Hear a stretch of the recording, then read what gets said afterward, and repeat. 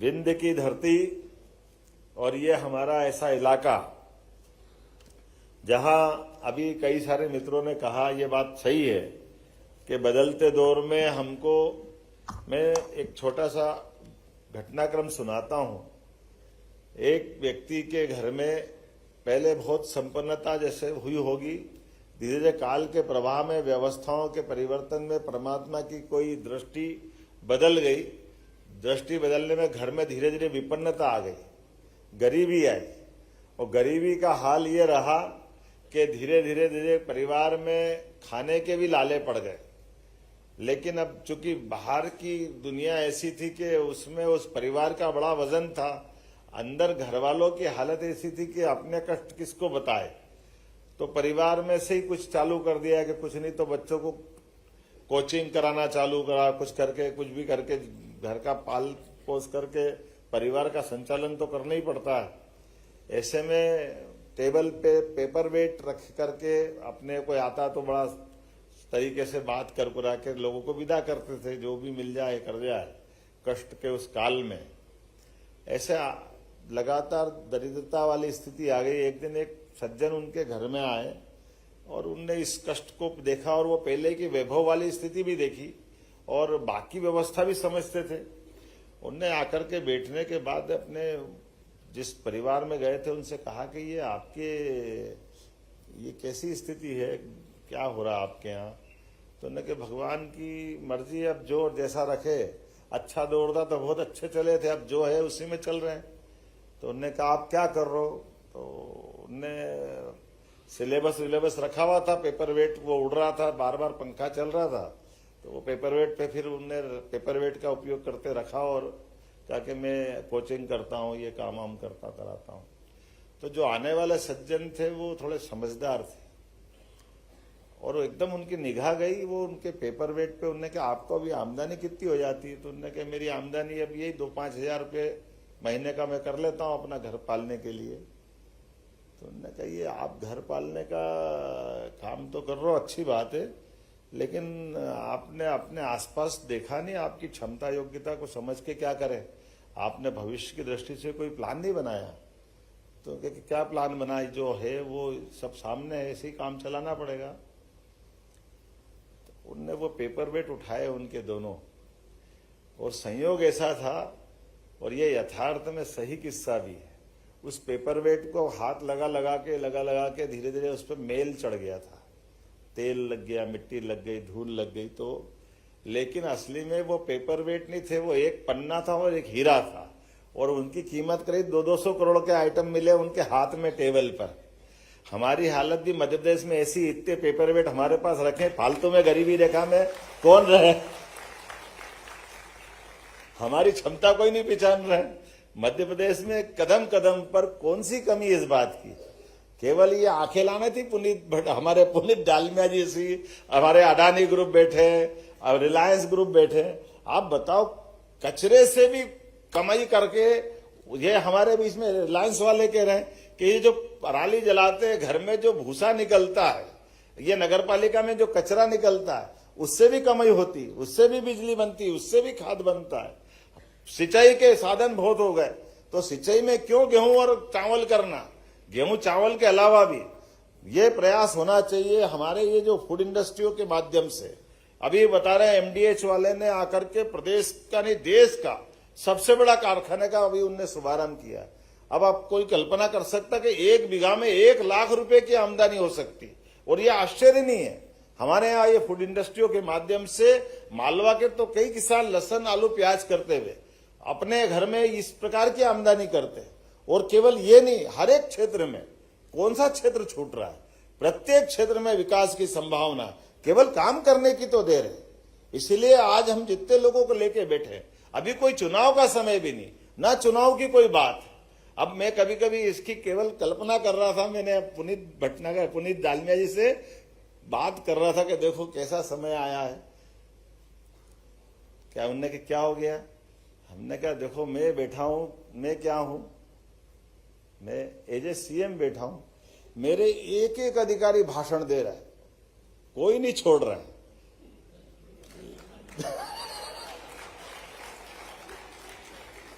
CS से लेके PS तक, और क्या दिल भर भर के बोल रहा, मेरे को भी मजा आ रहा ये अपने आप में। उसके बाद मेरे सारे मंत्री बोल रहे हैं, और मंत्री बोले तो बोले, पहले मंत्री के पहले उद्योगपति भी बोल रहे। कोई यहां से बोल रहा, जिसको जगह मिल रही वहां से बोल रहा है, कोई हाल में से बोल रहा, तो कोई वर्चुअल रूप से जहां से मर्जी आके जोड़ के बोल रहा है। लेकिन बोलने और करने के क्रम में मैंने उनको बताया कि ये क्या हो रहा, आप देखो। तो उन्होंने कहा क्या हो रहा? हमने कहा ये वो हो रहा है, कभी किसी पौधे को, बीज से पौधे निकलने की कल्पना करना। बीज से पौधा निकलता, अंकुरित होके उसके पहले क्या करना पड़ता है, वो पौधे को बनने के पहले बीज को इस सारी चीजों में अपने आप को गाड़ना पड़ता है, मिट्टी में दबाना पड़ता है, धूप धूल सबसे हटाना पड़ता है, उसको अपना अस्तित्व मिटाना पड़ता है, अपने आप को सड़ाना गलाना पड़ता है, फिर अंकुरण होता है। अगर हमको कुछ अच्छा करना है, बड़ा करना है, तो ये अहंकार निकालना पड़ेगा कि कोई सीएम हो गया, कोई मंत्री हो गया। अरे हम सब एक परिवार है, हम सब एक ताकत बन के लगेंगे तो ये सारी बातें होगी, तो ये स्थिति बनेगी। इन अहंकार से कोई फर्क नहीं पड़ने वाला है।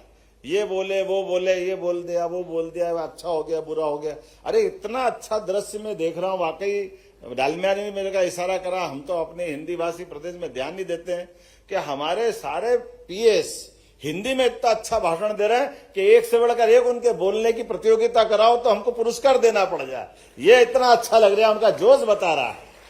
नहीं तो आमतौर पर क्या होता है, पीएस बोले, सीएस बोले तो लिखा हुआ कागज लाएंगे और 99% तो अंग्रेजी में ही बोलेंगे, हिंदी में तो बोलेंगे ही नहीं। पूरे देश के अनुभव हम सबको है, क्योंकि आमतौर पर उनका अपना काम केवल फाइल पढ़ना और छोड़ देना। लेकिन ये हमारा जो क्रम चालू हुआ, सच्चे अर्थों में तो ये यज्ञ चल रहा है। हर महीने के अंदर ये अपनी इंडस्ट्री कॉन्क्लेव नहीं है, हर एक कोई अपनी आहुति देने को तैयार है, हर एक कोई अपना बेस्ट से बेस्ट करने को तैयार है। ताली बजाओ तो दिल खोल के बजाओ, इतनी अच्छी बात पे भी नहीं बजाओगे तो कहां बजाओगे यार। कि हमारे में से हर विभाग का अपना बेहतर से बेहतर करने के लिए वो सामने खड़े हैं। और मजे की बात ये भी है, ये जाने अनजाने एक ताना बाना भी ऐसा ही बुना है कि यहाँ एमओयू भी हो रहा है, यहाँ घोषणा भी हो रही, और यहां से बात शुरू हो रही कि पिछली बार जो करा वो भी दिखाओ आंखों के सामने कि हाँ भूमि पूजन हो रहा कि नहीं हो रहा, वो जो कर रहा उसका नाम क्या है, वो कौन सी इंडस्ट्री है, उसकी भी खोल के बात करो, कितना अमाउंट ला रहे हैं। ये सारी बातें ओपन ट्रांसपेरेंट है, यही तो पारदर्शिता है, यही तो नरेंद्र मोदी जी का समय है। जोरदार अभिनंदन करो।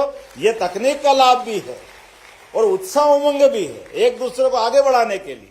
ये लगातार वातावरण बन रहा है कि हमारे अपने प्रदेश के लोग भी आगे बढ़े, प्रदेश के अलावा जो ऑलरेडी उद्योग का काम कर रहे हैं वो अपना काम भी अच्छे से करे। और जब ये वातावरण बनता है, जिला प्रशासन का भी ध्यान जाता है, जिला कलेक्टर भी ध्यान देते कि हमारी सरकार का मूड क्या है। आमतौर पर जितना प्रशासन होता है वो धारा के साथ बहता है, धारा किधर जा रही, और लगातार इस प्रकार की व्यवस्थाओं में एक बार नहीं, दो बार नहीं, पूरे साल ध्यान जाता है, तो अपने आप ही चमत्कार होता है। और ये चमत्कार नहीं है, सच्चे अर्थों में हमारी क्षमता योग्यता के साथ हम ये सारे काम करते जाएंगे तो आज वाकई बदलाव का दौर आएगा।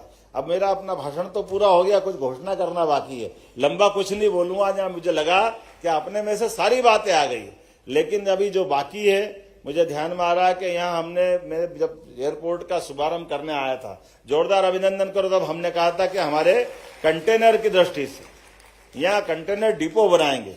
लेकिन आपका आनंद, ये पूरा उत्साह देखकर लगा एक नहीं दो बनाना चाहिए, ये ध्यान में आया है।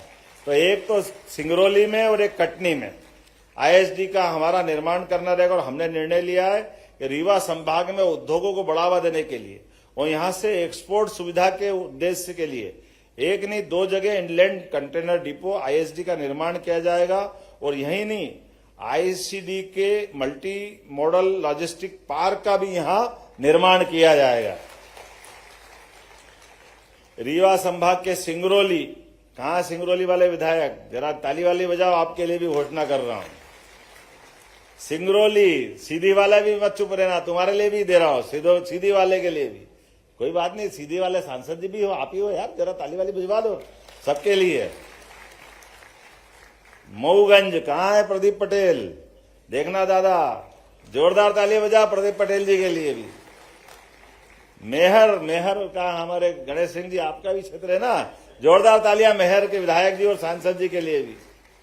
एमएसएमई विभाग में के औद्योगिक क्षेत्र में नहीं है, हम यह सभी दूर एमएसएमई का नया इंडस्ट्रियल एरिया डेवलप करेंगे। यह आपको लिए सौगात मिल रही है, जोरदार अभिनंदन करो अपने पूरे क्षेत्र के लिए। और जिला रीवा और सतना में स्थापित औद्योगिक क्षेत्र के अलावा नवीन इंडस्ट्रियल एरिया भी हम डेवलप करेंगे। और खास बात कि औद्योगिक क्षेत्र उद्योग द्वीप बेडन में जल आपूर्ति के लिए 84 लाख की नई योजना का भी क्रियान्वयन किया जाएगा, ये मैं यहां अनाउंस कर रहा हूं। बहुत सारे प्रकार के, वैसे तो अभी यहां हमने टूरिज्म का, इंडस्ट्री का, माइनिंग का, एमएसएमई का, हेवी इंडस्ट्री का, बहुत सारे अलग अलग चीज कर दी, लेकिन इसके बावजूद भी बहुत विभाग रह गए। जैसे हमारा अपना सरकार का निर्णय है कि हम टूरिज्म में हेल्थ टूरिज्म भी डेवलप करेंगे, ये अपने आप में नवीन प्रयोग रहेगा।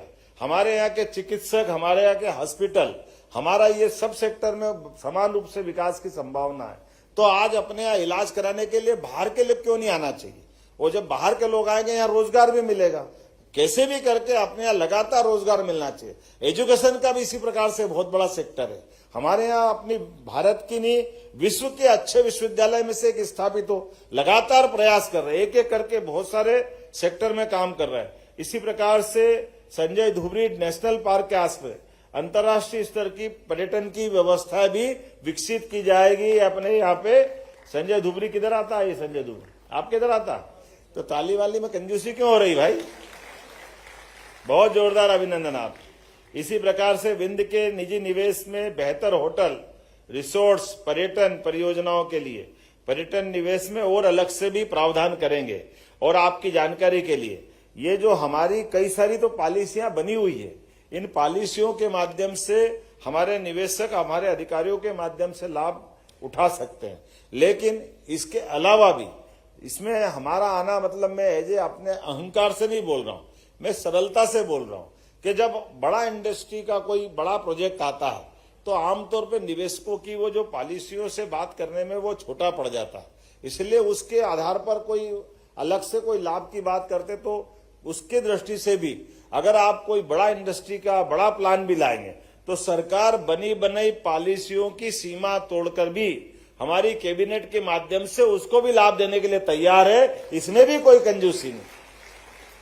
इसके पीछे भाव ये है कि हाँ, हमारे यहाँ हम औद्योगिक निवेश को बढ़ाना चाहते हैं।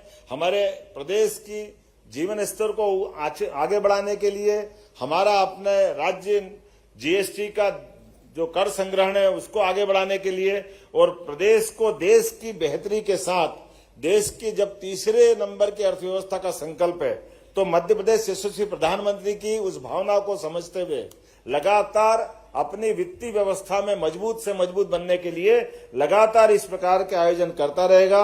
मेरी अपनी ओर से अभी तो बोलने के लिए इतना सारा है, मेरे समझ में नहीं आ रहा क्या छोड़ू क्या जोड़ू। आप बताइए, इंडस्ट्री के साथ साथ जीवन के आपके लिए भी सूर्य किरण, कुसुम, ये जो अपने यहाँ से एनर्जी सेक्टर के हमारे एसीएस ने बोला है और उनने जो बात कही है कि आप अपने घर की छत पे भी अगर आप लगाओगे तो भी आपका स्वागत है। आप अपनी कोई फैक्ट्री की बिजली खुद भी लगाना चाहते हो तो आप अपनी बिजली भी आप उत्पन्न कर सकते हो, हमारे से खरीदो कोई जरूरी नहीं है। और अपने घरों के अंदर भी खेती करने वाला सोलर पंप लगाए, अपनी खुद की खेती के लिए बिजली लगा ले, उसमें भी कोई आपत्ति नहीं। कौन सा सेक्टर छोड़ रहे हैं? और अभी तो रोजगार आधारित उद्योग की बात तो आई नहीं। रेडीमेड गारमेंट से लगा करके कई ऐसे रोजगार परक उद्योग है जिन रोजगार परक उद्योगों के अंदर लेबर, जैसे 4000 लेबर के आधार पर प्रतिभा सिंटेक्स उज्जैन में इंडस्ट्री चला रहा है, या गोकुलदास, हमारा गोकुलदास वाले भी आए हैं यहाँ पे, आए ना गोकुलदास के कोई। अभी आपको तो भाषण का मौका ही नहीं मिला, इतना जोरदार ताली बजा, इनको भी हमने बुलवाया था। आप कितने लोगों को रोजगार दे रहे हैं गोकुलदास के माध्यम से? कहां पे? 2000। अब बताओ, 2000 लेबर इनके काम कर रहे हैं, लेकिन हमको रोजगार दिलवाने की गरज कैसी है कि प्रति लेबर 5000 रुपया महीना सरकार आपको दे रही है और 10 साल तक देगी। ये हमारी अपनी पॉलिसियों का लाभ है। हमारे लोग इंडस्ट्री चलाए, लेकिन इंडस्ट्री आपको बिराजा, आपको बहुत आभार है। और खास बात आपने कहा वो भी महिलाओं को है। अरे भाई, हमारे यहाँ यही तो बदलाव है। इसीलिए हमने कहा कि केवल लाडली बहनों के लिए हम 1250 दे रहे हैं, ऐसा नहीं है। लाडली बहनों को आगे आकर के वो हमारी इंडस्ट्री में काम करे, तो इंडस्ट्री में 15,000, 10,000, 15,000, 20,000 जैसे वो काम करेगी, उसमें प्रति बहन को 5,000 रुपए का हम उनको अपना एक तरह से प्रोत्साहन देंगे ताकि वो काम करे। हमारा प्रयास है कि मेहनत के आधार पर जो जहां तक आगे जा सकता है, प्रत्येक व्यक्ति को रोजगार के अवसर उपलब्ध कराना, ये हमारी सरकार की प्रतिबद्धता भी है और ये घोषित हमारा संकल्प भी है। उम्मीद करूंगा ऐसी बहुत सारी बातें और भी हो सकेगी, लेकिन ये क्रम लगातार जारी रहेगा। आइए हम सब मिलकर के यशस्वी प्रधानमंत्री के नेतृत्व में ऐसे सकारात्मक कदमों को लगातार उठाते रहें। बहुत बहुत धन्यवाद। भारत माता की जय।